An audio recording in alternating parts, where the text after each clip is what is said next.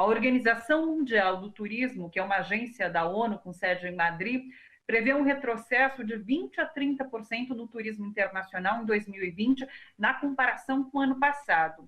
Com as fronteiras fechadas, as companhias aéreas estão com boa parte da frota no chão, os cruzeiros foram suspensos, parques de diversões como o Walt Disney, grandes hotéis como Copacabana Palace no Rio, suspenderam completamente as suas operações. Já os pequenos hotéis correm o risco de fechar as portas em definitivo. E como ficam os trabalhadores desse setor nesse momento? Sobre tudo isso, a gente conversa agora com a Mariana Aldrigue, que é pesquisadora em turismo pela USP, da USP. Olá, Mariana, tudo bom? Oi, Thalita, tudo bem? Tá me ouvindo direitinho? Estou te ouvindo perfeitamente, Mariana. Eu queria Ótimo. começar te questionando sobre um número em relação ao encerramento de vínculos de trabalhadores desse setor do turismo. Eu tinha, inclusive, um número que é de 120 mil pessoas. Um pouco antes de começar o programa, a gente bateu um papo e você me falou que esse número já dobrou. Agora são cerca de 290 mil contratos encerrados nesse setor do turismo. É isso mesmo?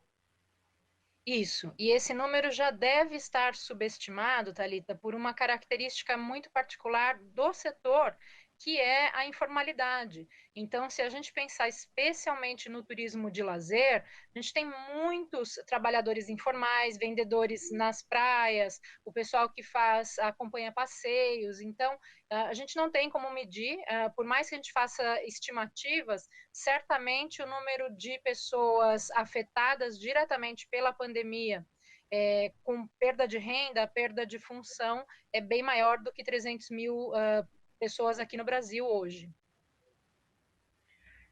Existe alguma ajuda por parte do governo específica para esse setor, para que essas demissões não aconteçam, para fomentar, por exemplo, a permanência de pequenos hotéis? O que tem sido desenhado pelo governo para esse setor em específico, Mariana?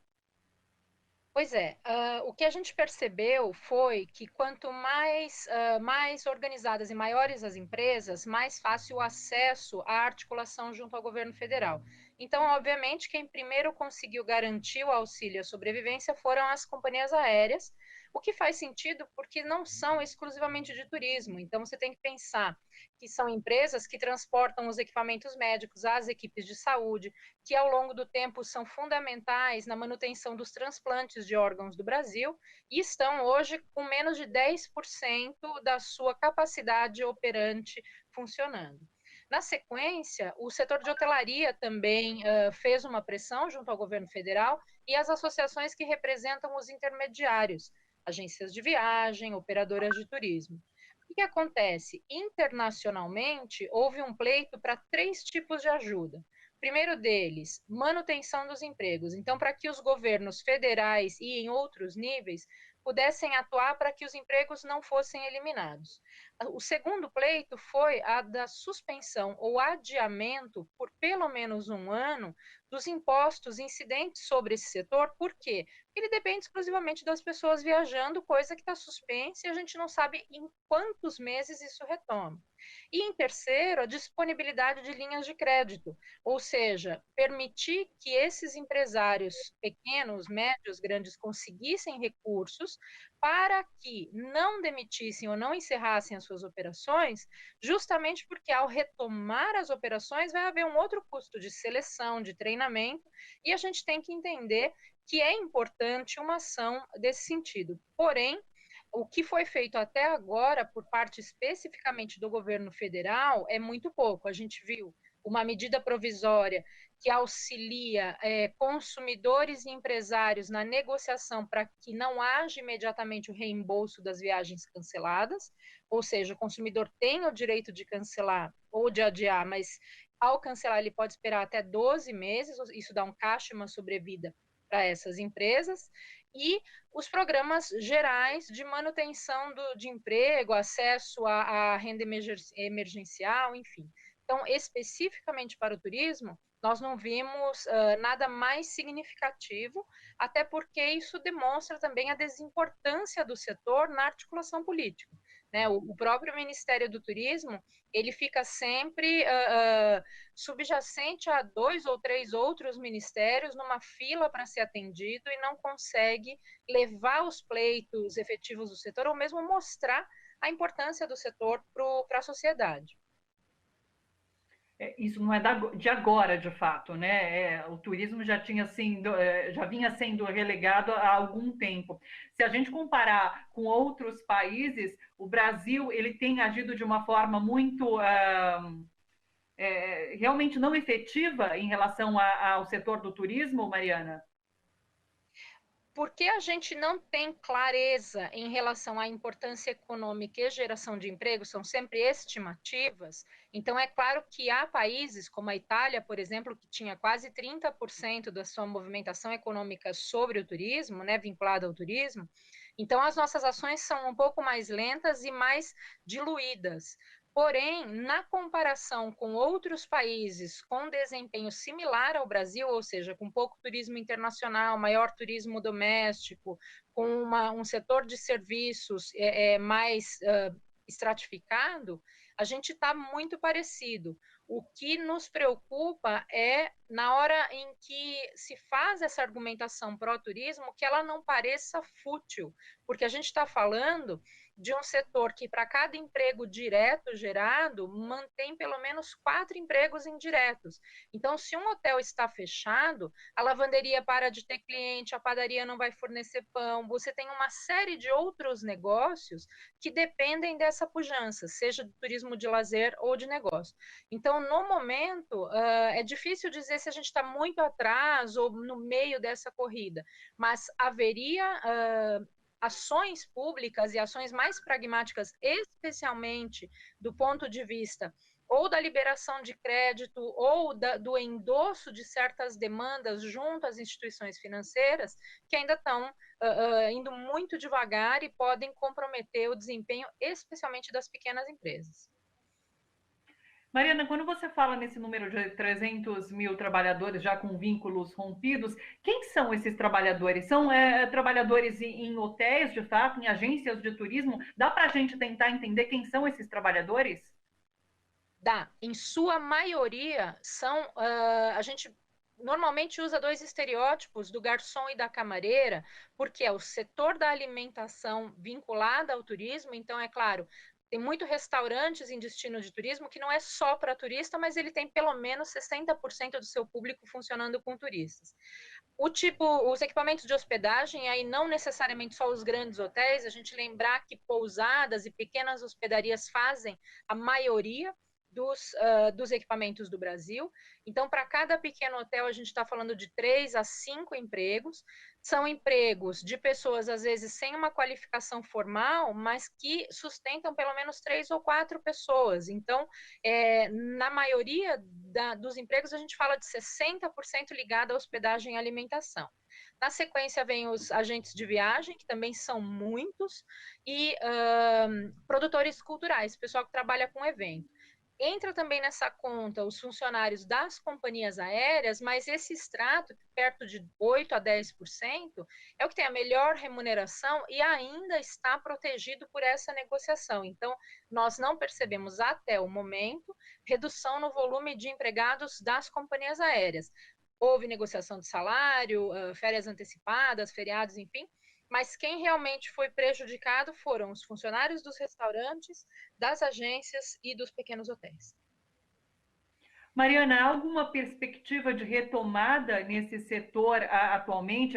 Vocês que pesquisam o setor, vocês já conseguem fazer essa perspectiva? Essa é a pergunta de todos os dias, Thalita. Então, é assim, vai haver uma retomada em etapas.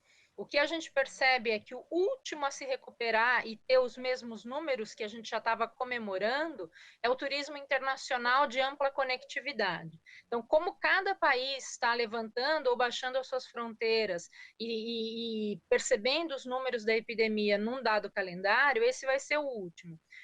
Por outro lado, o que é importante para o Brasil é a retomada do turismo doméstico de curta duração, ou seja, aquele turismo de final de semana que normalmente a gente faz com o próprio carro, vai visitar parentes e amigos ou fica em casa alugada, em hotel, e esse Eu imagino que assim que essas restrições começarem a serem levantadas, a gente vai perceber movimento. Tanto que no monitoramento de redes sociais é o desejo de muita gente. No momento em que o que você vai fazer quando acabar a quarentena? Sair de casa, visitar a família, ir para a praia, enfim. Então, há do meu lado uma esperança muito grande que esse de fato seja o início da retomada, porque ele distribui o dinheiro mais rapidamente. E aí, na sequência, vem o turismo mais organizado, doméstico, com avião, dentro de hotéis e depois voando para os países que vão nos acolher. Eu sei que a gente não tem muito tempo, Thalita, mas queria só fazer um convite para uma reflexão. A gente vai ter, como resultado colateral também dessa pandemia, uma corrosão maior ainda da imagem internacional do Brasil. O Brasil vai ser mais mal visto do que ele já era por conta de como o governo federal reagiu à questão da pandemia, ao contrário de grandes líderes que estão agregando a imagem dos seus países à ação de contenção e à ação de proteção da sua população. Isso vai fazer com que a retomada seja mais lenta no pós-pandemia. A gente já falou sobre como as decisões econômicas vão levar essa lentidão de recuperação na pós-pandemia. E agora, por conta da imagem do Brasil, isso também vai acontecer. Sim, porque se a gente passar a impressão internacional de um país onde os cuidados não foram os ideais, que turista conscientemente vai decidir vir para cá no curto prazo? Ele vai primeiro para os países ou destinos que Oh, garantam tudo bem que tudo. você? Reflexão importantíssima. Ah, Só para a gente encerrar, a gente tem ainda um tempinho. Mariana, eu queria que você comentasse sobre exemplos positivos. Vamos acabar a nossa conversa um pouquinho para cima, né? Eu vi que nos Estados Unidos tem hotéis que estão oferecendo vagas para trabalhadores da saúde. A gente sabe que a pessoa que está ali no hospital está muitas vezes exposta e ela não quer voltar para casa para não expor os familiares, então ela tem uma vaga garantida num hotel próximo ali aos hospitais. Por enquanto, eu só vi isso nos Estados Unidos. Você tem notícias de que isso aconteça em outros lugares ou mesmo no Brasil? Tem. Isso já acontece em várias cidades do Brasil, e isso é uma característica que eu acho que é do empresariado criativo brasileiro, que é muito resiliente. Então, é a mesma coisa de uma pequena fábrica, uma pequena indústria que converteu a sua base de operação para ou produzir equipamento médico ou ajudar nos EPIs, né? Um hotel parado, ele dá muito prejuízo. Então, na negociação com os governos locais, estaduais, oferecer essa estrutura para acolher as equipes de saúde, e não necessariamente as de saúde, mas muitas vezes o pessoal de segurança, quem está fazendo o transporte, quem eventualmente não precisa se expor ou expor outras pessoas no transporte público. Então, há muitos equipamentos hoteleiros nas diferentes cidades brasileiras já acolhendo essas pessoas, alguns de graça, outros com subsídio do poder público. Tem muito equipamento de hospedagem e de restaurantes oferecendo alimentação para quem precisa.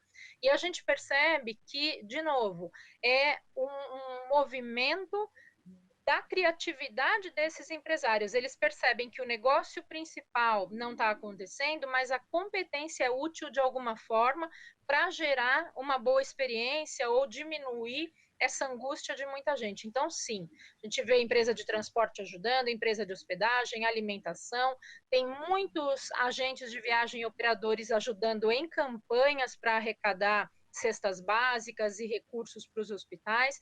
Então, o que é muito emocionante até, eu diria, né? Chega a nos comover é o quanto o setor também é engajado com as comunidades onde eles estão. Eles têm, justamente por essa característica de funcionários de renda baixa, uma dimensão muito clara do que é a supressão de renda para essas pessoas. Então, tem ajudado bastante. Que bonito, que bacana ouvir isso. Muito boa entrevista, muitas informações preciosas que você traz para a gente, Mariana. Conversamos com Mariana Aldrigue, pesquisadora em turismo da USP. Mariana, agradeço demais a entrevista. Até uma próxima. É sempre um prazer, boa sorte a todos e fiquem em casa, se cuidem.